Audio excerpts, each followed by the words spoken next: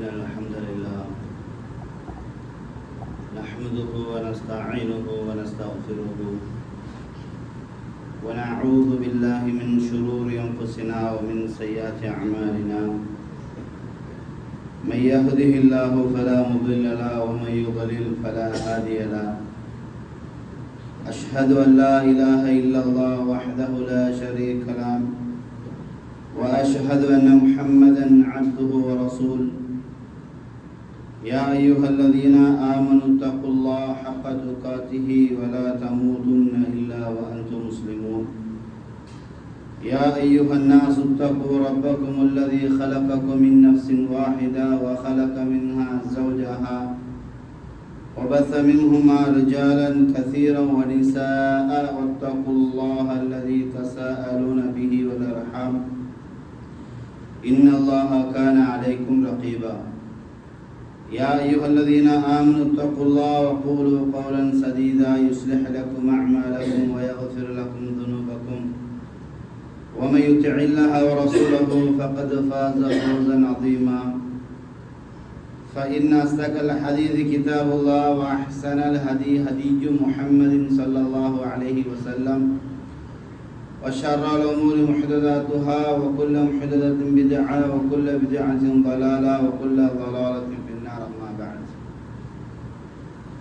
எல்லாம் வல்ல அல்லாஹு தாலாவின் நல்லடியார்களே, நிலைமை சகோதரர்களே, அல்லாஹு தாலாவுடைய பேருதவியினால் சத்திய மார்க்கத்தை தூய்மையான வடிவில் தெளிவான முறையில் அறிந்து வலா தமூதுன்ன இல்லா வ அன்தும் முஸ்லிமூன், மரணிக்கும் போது அல்லாஹ்வுக்கு கட்டுப்பட்ட முஸ்லிம்களாக மரணியுங்கள் என்ற அல்லாஹ்வுடைய கட்டளையை மன திருப்தியோடு உலகத்தில் நடைமுறைப்படுத்தக்கூடிய வாய்ப்பினை எல்லாம் வல்ல அல்லாஹு தஆலா நம் அனைவருக்கும் தந்தருள்வானாக என்ற பிரார்த்தனையோடு, அன்பார்ந்த இஸ்லாமிய சகோதரர்களே, உறவுகளே, இன்றைய குத்துபா பேருரையில் நல்லெண்ணம் வைத்தல் என்ற தலைப்பினூடாக ஒரு சில செய்திகளை ஞாபகப்படுத்தலாம் என்று ஆசைப்படுகிறேன்.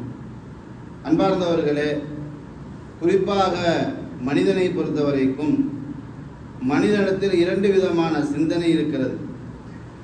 ஒன்று நல்ல சிந்தனை, இன்னொன்று கெட்ட சிந்தனை.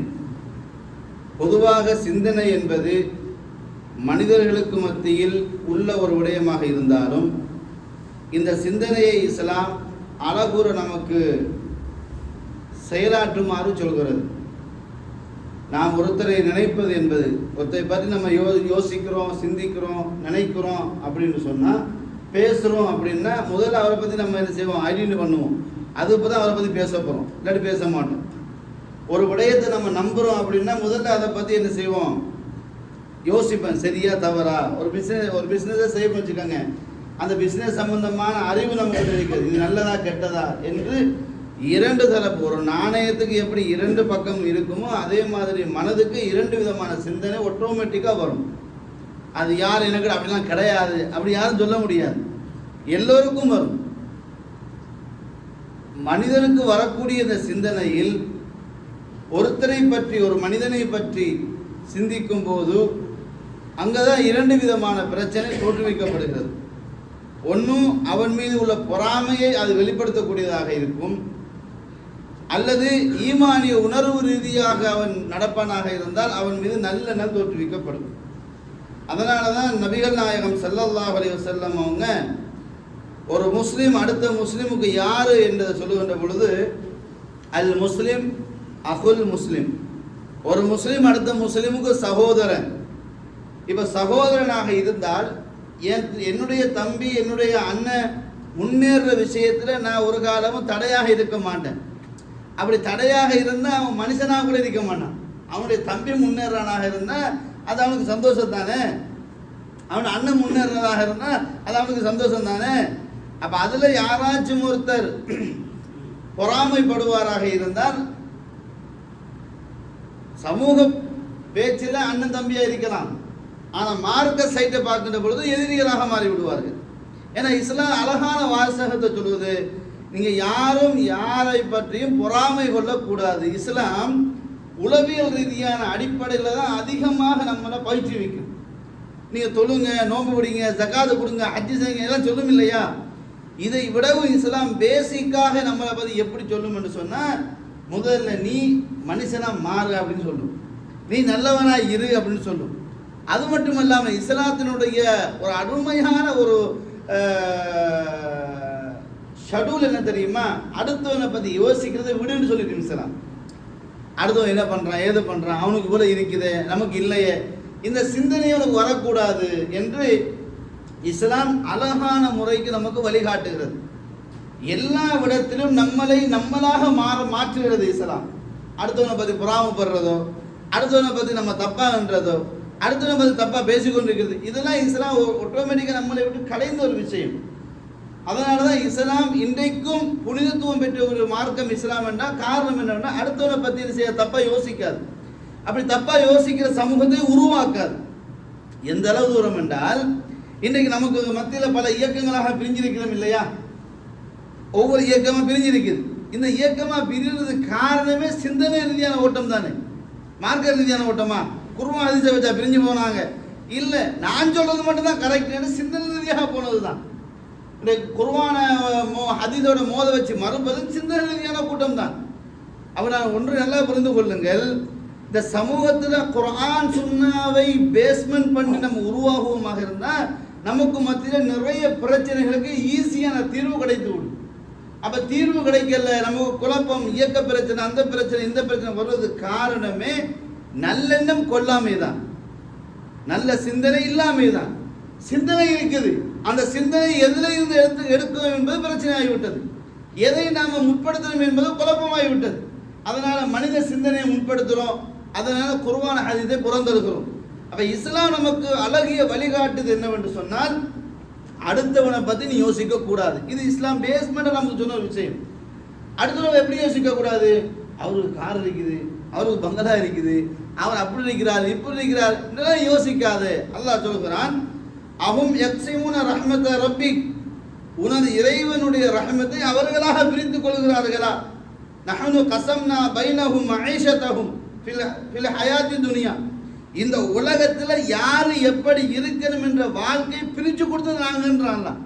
பணக்காரன் ஆகணுமா அது நான் தீர்மானித்தது, ஒருத்தன் ஏழையாக வாழணுமா அது நான் தீர்மானித்தது, ஒருத்தன் படிச்சனாக இருக்கணுமா அது நான் தீர்மானித்தது, ஒருத்தன் அரசியல்வாதியாக இருக்கணும் அது நான் தீர்மானித்தது, ஒருத்தன் மாடு மேய்க்கணுமா அது நான் தீர்மானித்தது. அல்லாஹ் சொல்கிறான், நஹனு கஸம்னா பைனஹும் என்ன மஈஷதஹும் ஃபில் ஹயாத்தி துனியா, இந்த உலகத்தில் யார் எப்படி வாழணும் என்பதை டிசைட் பண்ணியது நான் தான். அப்போ நம்ம எதுக்கு இடத்துல போய் போகிறாம, அவனுக்கு கார் இருக்குது, பங்களா வைக்கணும், கொண்டு மில்லாண்டு அல்லாஹ் இவ்வளவுதான் தந்தான்னு சொல்லலையே. முயற்சி பண்ணுறது இடம் இருக்கு தானே. அப்போ முயற்சி பண்ணுறதை விட்டுட்டு அடுத்தவனை பற்றி யோசித்தால் முயற்சி பண்ணலாமா? அடுத்தவனை பற்றி தப்பாக செஞ்சுச்சா முன்னுக்கு வரலாமா? அல்லாஹ் சொல்கிறான், உங்களுக்குரிய வாழ்க்கையான அடிப்படையை நான் தான் பிரித்து வச்சிருக்கிறேன். யார் எப்படி வாழணும், யாருக்கு என்ன தேவை என்பதை நான் பிரித்து வச்சிருக்கிறேன். ஒரஃபஅனா பஅதஹும் ஃபௌக பஅதின் தரஜாத், சிலரை விட சிலரை நான் உயர்த்தி வச்சிருக்கிறேன். சிலரை விட சிலரை நான் உயர்த்தி வைத்திருக்கிறேன்.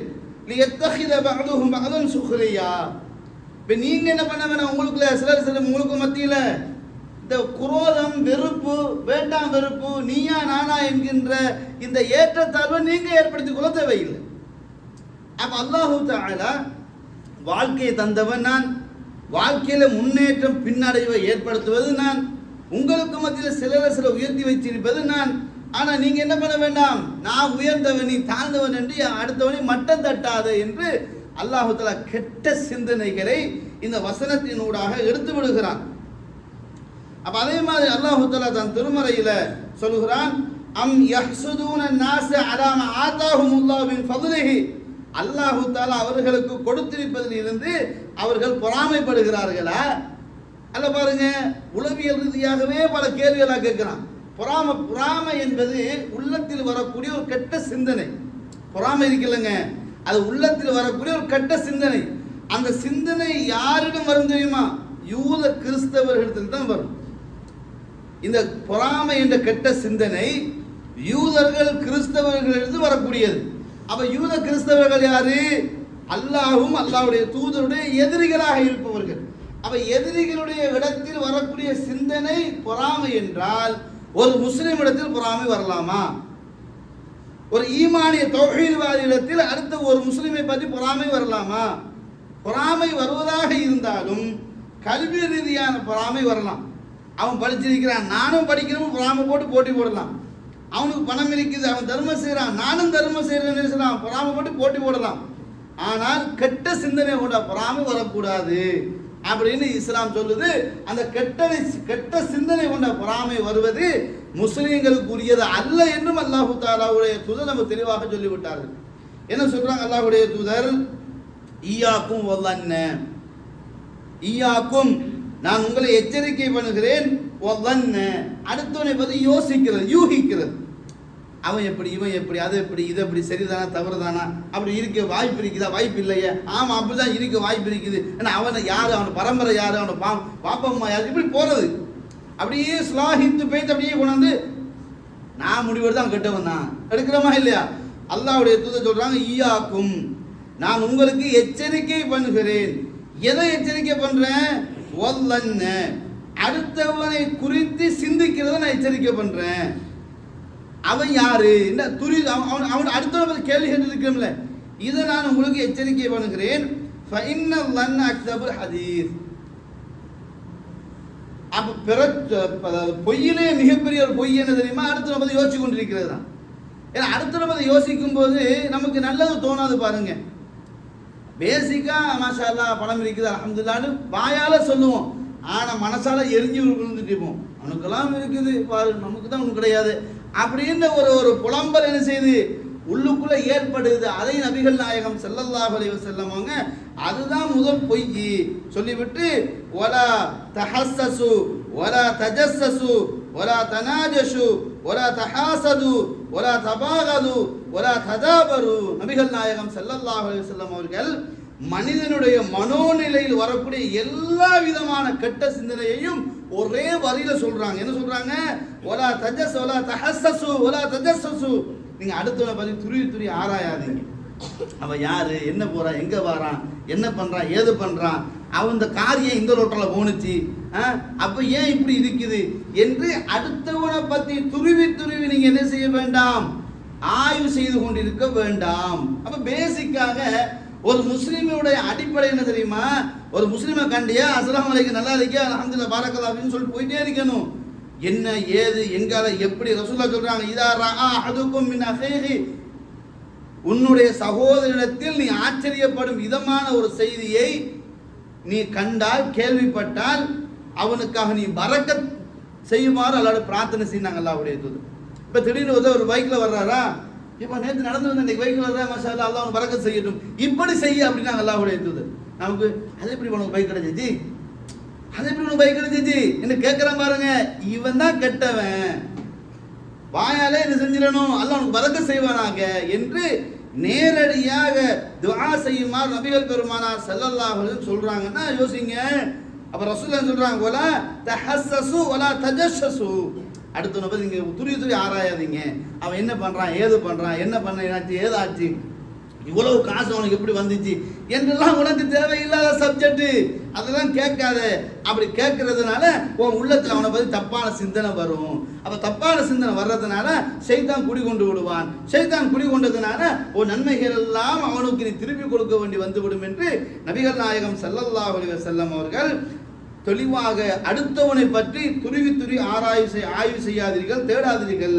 வலா தனாஜஷு, ரசூலுல்லாஹ் சொல்றாங்க, வியாபாரிகளை பார்த்து சொல்றாங்க, வலா தனாஜஷு, ஏலம் போடாதீங்க, ஏலம் போடாதீங்க.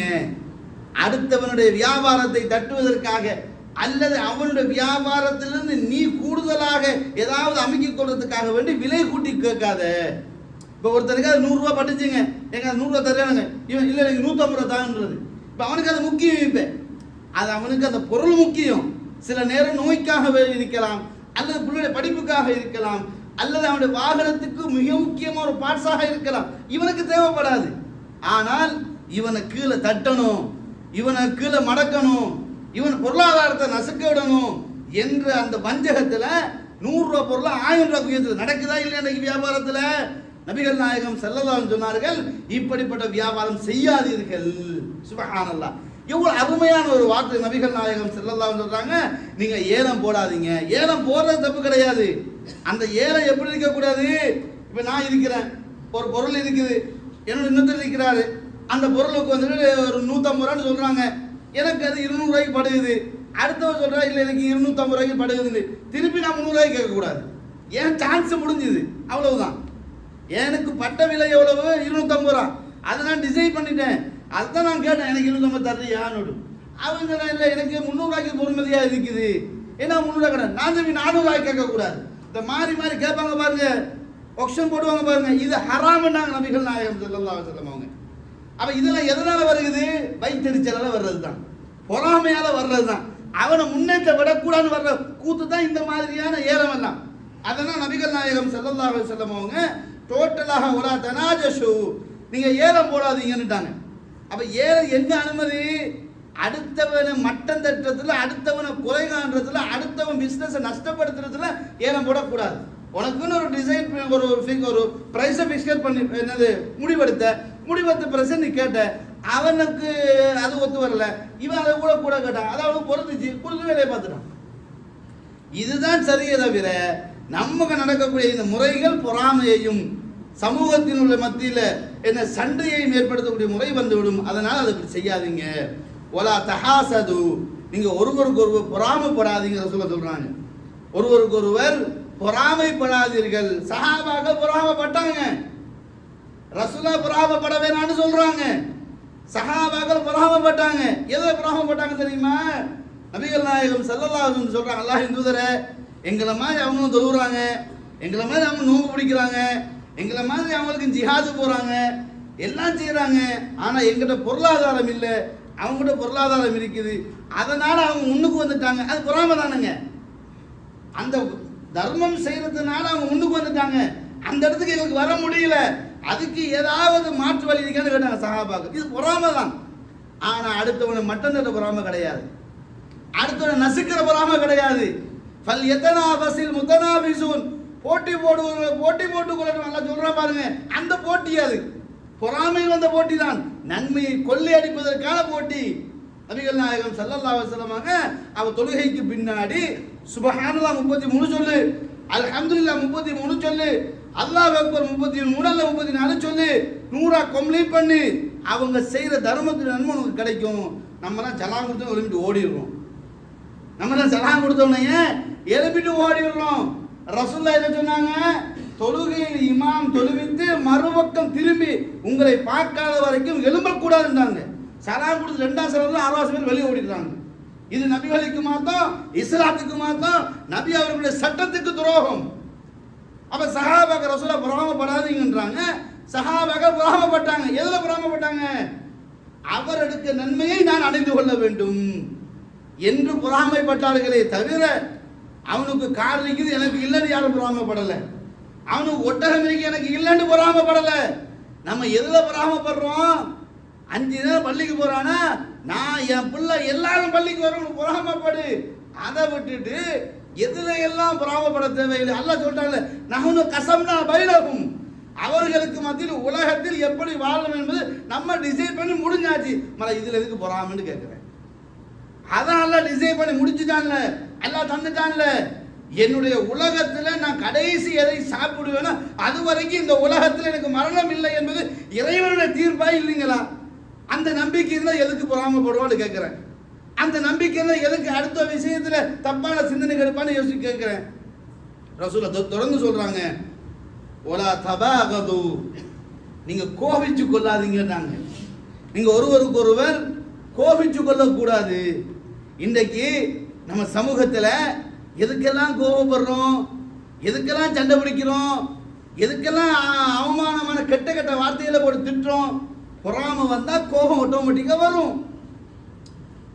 சுப்ஹானல்லாஹ் பாருங்க, நபிகள் நாயகம் ஸல்லல்லாஹு அலைஹி வஸல்லம் சிந்தனை ரீதியாக நமக்கு ஒரு அழகான செய்தியை சொல்லிட்டு, அடுத்தவனை பற்றி தப்பாக யோசிப்பதை விடுன்னு ரசூலுல்லாஹ் சொல்லிட்டு, அந்த தப்பாக யோசிப்பதற்கு வரக்கூடிய அடிப்படை என்ன? அடுத்தவனை துருவி பார்க்கறது. அது சொல்றான், மச்சான் அவன் உன்னை பத்தி கேட்டுட்டு போனான், என்ன அப்படி கேட்குறான், என்ன பத்தி அவன் கேட்டானா, அவனுக்கு எனக்கு என்ன சம்மந்தம் இருக்குது, திருப்பி இவர் ஆரம்பிக்கிறது ஸ்டார்ட். அப்ப அதை ரசூலுல்லாஹ் சொன்னாங்க, அடுத்தவன் பத்தி யோசிக்காத, அடுத்தவன் பத்தி கேட்காத, அடுத்தவன் பத்தி நின்று விசாரிக்காத என்று நபிகள் நாயகம் ஸல்லல்லாஹு சொல்லிவிட்டு, என்ன வியாபார விஷயமாக இருந்தாலும் போட்டி போட்டுடாத, அதே சமயம் பொறாமப்படாத. இந்த போட்டின்னு வந்தா பொறாமன்னு ஆட்டோமேட்டிக்கா வரும். பொறாமப்படாத, பொறாமன்னு வந்தா ஆட்டோமேட்டிக்கா கோபம் நேரடியாக வரும். கோபம் நேரடியாக உங்களை சந்திக்கும். அதான் ரசூலுல்லாஹ் பொறாமப்பட்டவனுக்கு கூட கோபம் ஆட்டோமேட்டிக்கா தான். ஒலா தபாகது, நீங்க யாரும் ஒருவருக்கு கோபிச்சு கொள்ளாதீங்க. ஏன்னா கோபம் என்பது மூமினுடைய பண்புகள்ல ஒன்றுதான். அது மார்க்கத்துக்காக இருக்கணும், பித்அத்தை எதிர்ப்பதற்காக இருக்கணும், ஷிர்க்கை எதிர்ப்பதற்காக இருக்கணும். பித்அத்வாதியோடு ஒன்று சேர்ற அப்ப உனக்கு கோபம் வரல, குர்ஆன் சுன்னா நண்பரோட சேரும்போது உனக்கு கோபம் வருதுன்னா உனக்கு மார்க்கத்தில் உள்ள குழப்பத்தால் வந்த பிரச்சனை. அன்பார்ந்த இஸ்லாமிய உறவுகளை, அப்ப இஸ்லாம் நமக்கு அழகாக என்ன சொல்லுது? நீங்கள் கோபித்துக் கொள்ளாதீர்கள். தொடர்ந்து அல்லாஹ்வுடைய தூதர் சொல்றாங்க, ஒலா ததாபரு, ஒலா ததாபரு. இதுதான் நம்ம கவனிக்க வேண்டியது. என்ன பிரச்சனை தெரியுமா? இப்ப 3 பேர் பேசிட்டு இருப்போங்க, பேசிட்டு இருக்கக்குள்ள ஒரு ஆள் பேசுறத கணக்கு எடுக்க மாட்டோம், அப்படி தட்டி கழிச்சுட்டு பாக்குறோமா இல்லையா? வெரி முக்கியமான விஷயத்தை சொல்லுவார், அதெல்லாம் கணக்கு எடுக்க மாட்டோம். இந்த மாதிரி ரசூலுல்லாஹ் சொன்னா, ஒலா ததாபரு. ததாபரு என்ன? அடுத்தவனை மட்டம் தட்டி நடக்காதீங்க, கேவலப்படுத்தி நடக்காதீங்க, அவனை சீப்பா கருதாதீங்க. ஏனென்றால் அல்லாஹ் தஆலா சொல்கிறான், யா அய்யுஹல்லதீன ஆமனு, ஈமான் கொண்ட விசுவாசிகளே, லா யஸ்ஹர் கௌமும் மின் கௌமின், ஒரு கூட்டம் அடுத்த கூட்டத்தை கேவலமா எண்ண வேண்டாம், கேவலமா யோசிக்க வேண்டாம், கேவலமா பேச வேண்டாம், மட்டம் தட்ட வேண்டாம், சீப்பாக கருத வேண்டாம். அஸா அயகூனு கைரம் மின்ஹும், அவர்களை விடவும், அவர்கள் யாரு சீப்பா கருதுகிறானோ அவனை விடவும் அவன் அல்லாஹ்வுக்கு சிறந்தவனாக இருக்கக்கூடும். இப்போ நீங்க யாரை மட்டம் தட்டுறீங்களோ அல்லாஹ் அவன் சிறந்தவனாக இருக்கலாம் இல்லையா? அப்போ மனுஷனுக்கு மத்திய நீங்க என்ன செய்யக்கூடாது? ஏற்றத்தாழ்வு பார்க்க கூடாது. ஏனென்றால் இன்னா ஹலக்னாக்கும் மின் ஸக்கரின் வ உன்ஸா வஜஅல்னாக்கும் ஷுஊபன் வ கபாயில லிதஅரஃபு, உங்களுக்கு மத்தியில் அறிமுகப்படுத்திக் கொள்வதற்காகத்தான் இப்படியாக நம்ம வச்சிருக்கிறோமே தவிர உயர்ந்தவன் தாழ்ந்தவன் என்பதை பார்ப்பதற்கு இல்லை. படைப்பால் எவனும் உயர்ந்தவனும் அல்லை, பிறப்பால் எவனும் தாழ்ந்தவனும் அல்லை. பணக்கானுக்கு பிறந்தால் உயர்ந்தவன், ஏழைக்கு பிறந்தால் தாழ்ந்தவன் என்று இல்லை. இஸ்லாம் அழகாக சொல்கிறது, கலிமா சொன்னா நீ எல்லாருமே உறவு தான், நீ எல்லாருமே நண்பன் தான், நீ எல்லாருமே சகோதரன் தான். அப்போ ஒரு நண்பன் இன்னொரு நண்பனை பற்றி பொறாமப்படலாமா? அந்த பொறாமப்பட்ட அந்த நட்புல ஒரு அர்த்தம் இருக்குமா? யோசிச்சு பாருங்க. ஒரு நண்பன் எனக்கு இருக்கிறாங்க, அந்த நண்பன் விடயத்தில் நான் பொறாமைப்பட்டால் அது நல்லமா? அப்ப இஸ்லாம் எவ்வளவு ஒரு அழகான முறைக்கு எங்களை பயிற்றுவிக்குது என்றால், அடுத்தவனை பற்றி நீ தப்பாக யோசிக்காத, அடுத்தவனை நீ சீப்பா கருதாத. இன்றைக்கு நமக்கு கார் இருக்கலாம், பங்களா இருக்கலாம், பணம் இருக்கலாம், வசதி இருக்கலாம், பட்டம் இருக்கலாம், பதவி இருக்கலாம், இவைகள் எல்லாம் காற்றாடும் பக்கம் திரும்பக்கூடிய ஒன்றாகத்தான் நம்ம யோசிக்கணும்.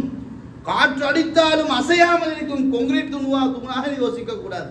அது ஈமானை தான் நீ அப்படி பார்க்க வேண்டும்.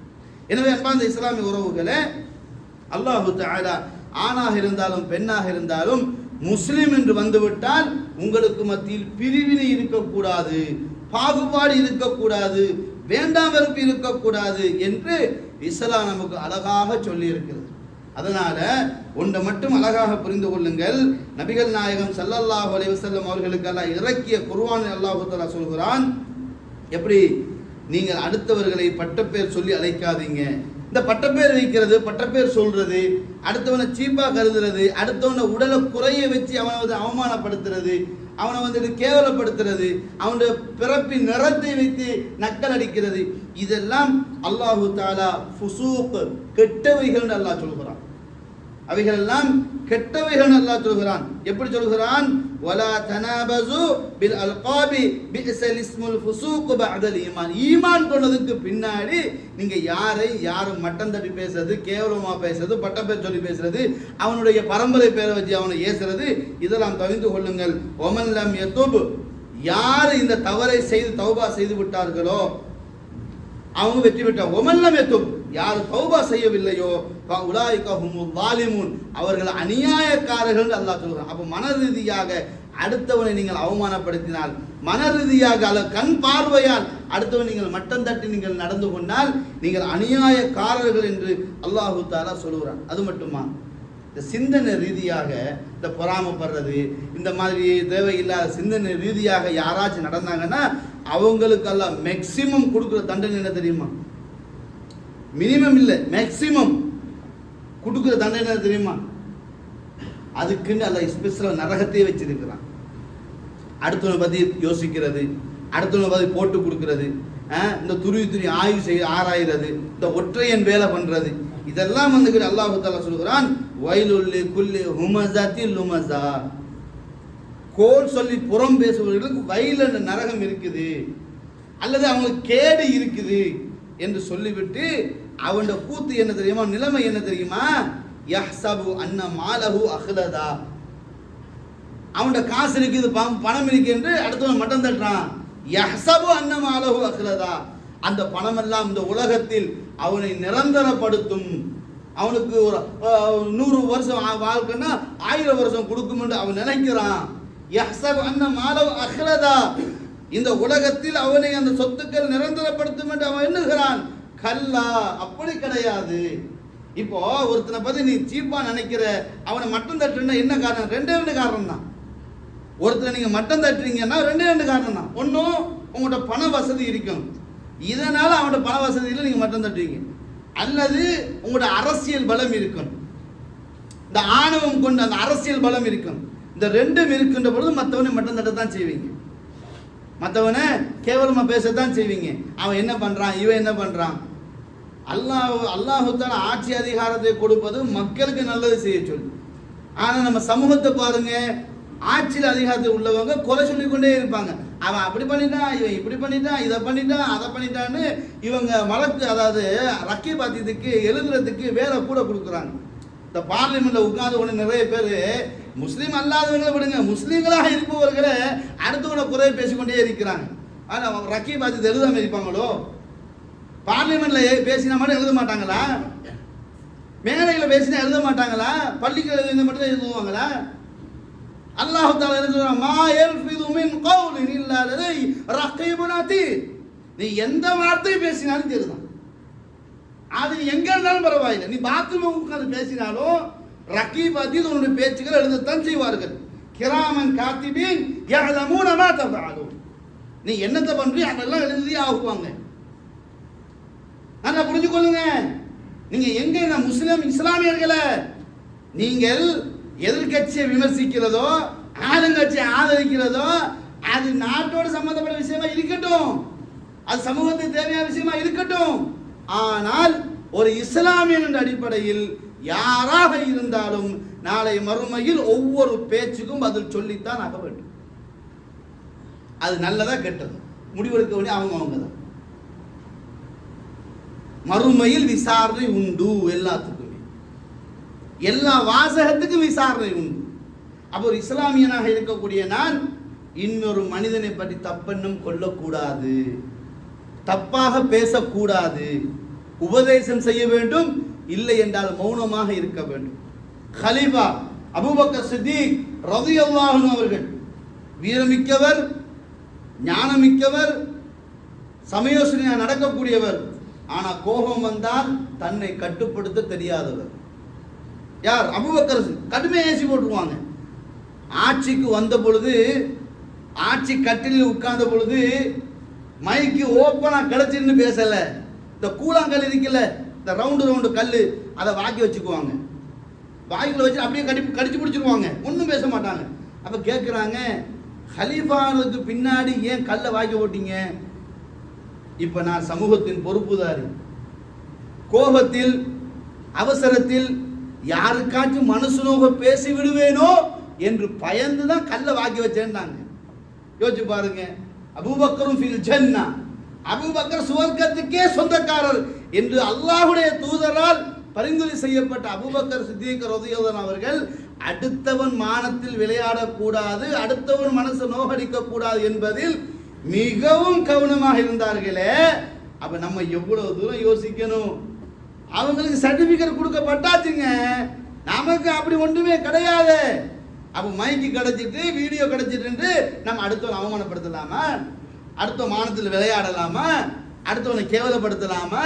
நேற்று கார் இருக்கு, பணம் இருக்குது, சமூகத்தில் நானும் ஒரு பெரிய புள்ளி தான் என்று அடுத்தவன் சீப்பா நினைக்கலாமா?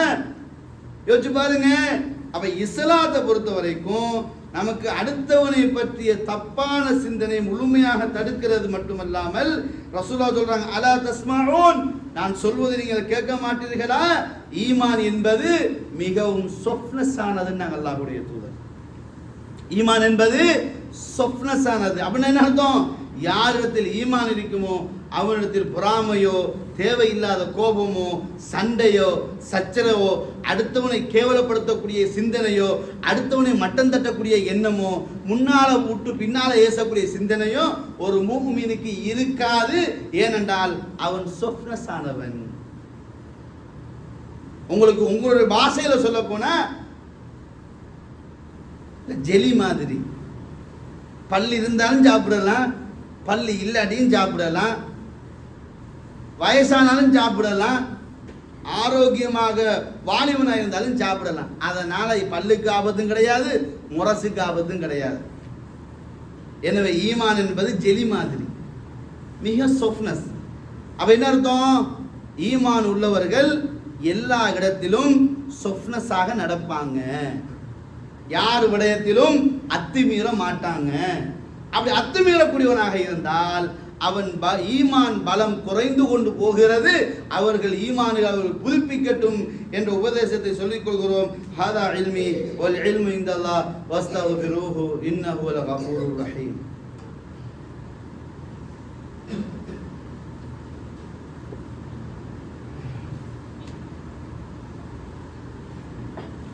அல்ஹம்துலில்லாஹி ரப்பில் ஆலமீன் والعاقبة للمتقين ولا عدوان إلا على الظالمين والصلاة والسلام على أشرف الأنبياء والمرسلين وعلى آله وصحبه ومن تبعهم بإحسان إلى يوم الدين. أما بعد. பேரன்புமிகு அல்லாஹ்வின் நல்லடியார்களே, நறுமை சகோதரர்களே, நல்லெண்ணம் கொள்ளுதல், யாரை பற்றியும் தேவையில்லாத சிந்தனை எடுத்தல் ஒரு இஸ்லாமியனுக்கு நல்லது கிடையாது. முஸ்லிமில் வரக்கூடிய ஹதீஸை நீங்கள் பாருங்கள். அபூ ஹுரைரா ரலியல்லாஹு தஆலா அன்ஹு அவர்கள் சொல்கிறார்கள், கால ரசூலுல்லாஹி ஸல்லல்லாஹு அலைஹி வஸல்லம், அல்லாஹ்வுடைய தூதர் சொன்னார்கள், பி ஹஸ்பி இம்ரிஇன் மினஷ் ஷர், மனிதர்களில் மிக கெட்டவன் யார் என்று சொன்னால் அயஹ்கிர் அஹாஹு முஸ்லிம், அடுத்த முஸ்லிமை பற்றி தப்பாக பேசிக்கொண்டு தப்பாக சித்தரிப்பவன். அடுத்தவனை பற்றி தப்பா யோசிக்கிறான் பாருங்க, அவன் தான் சமூகத்தில் மிக கெட்டவன். நாங்கள் அல்லாஹ்வுடைய தூதர். அப்ப நம்மகிட்ட யாராச்சும் வந்து யாராவது கேட்டால் நம்ம எங்கேயாச்சும் நலவு பேசுறோமா? உண்மையிலேயே நபிகள் நாயகம் ஸல்லல்லாஹு அலைஹி வஸல்லம் அவங்க சிலரை பற்றி தப்பா பேசினாங்க. எப்படி சொன்னாங்க தெரியுமா?